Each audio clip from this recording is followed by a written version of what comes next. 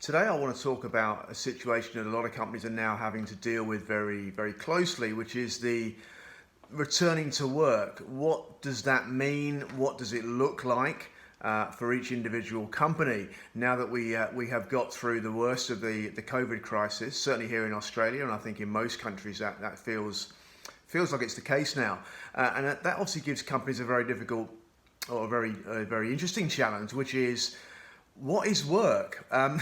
Sounds silly, but is work something you do, or is it somewhere that you go? Now, ordinarily, in a lot of cases, the two are the same. But I guess the last few months of working from home, which is something a lot of people have got accustomed to, has shown that work perhaps should be just merely something that you do and not somewhere that you go to.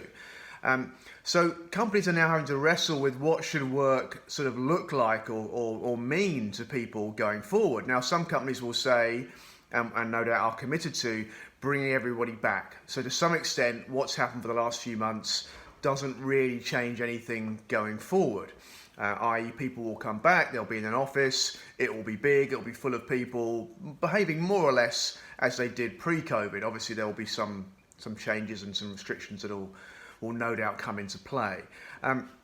Other companies, perhaps at the other end of the scale, the continuum, might say, you know what, this is great, this works, let's have everyone working from home. And I think there's a couple of high-profile ones in Twitter, and I think it's Google as well, who've basically sort of said, if that's what people want to do, that's fine with us, you can stay and work from home.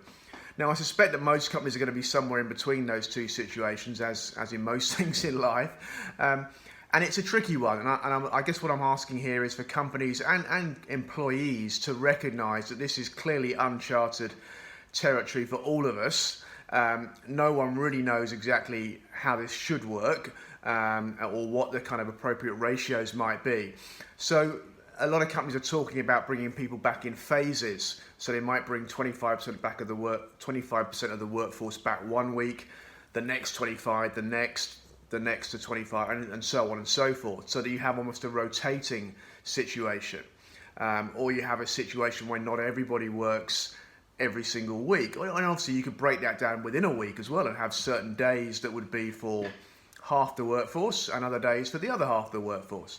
So there are lots of different ways to skin this proverbial cat, and I think a lot of companies will probably have a few stabs at this before they figure out what's best for them, longer term. So yeah, be open to feedback on both sides of this situation. This isn't just something that companies should be imposing upon their staff.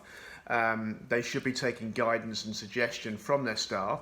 Equally, if you are an employee or a member of staff, please recognise that what may be perfect for you may not be perfect for everybody else, of course, in your company. And of course, the company has got to try and find a solution that works for most people most of the time. So be flexible, be open-minded, and accept that you might have 2 or 3 false starts on this until we all find a solution that works for most of us going forward for the rest of 2020. Good luck.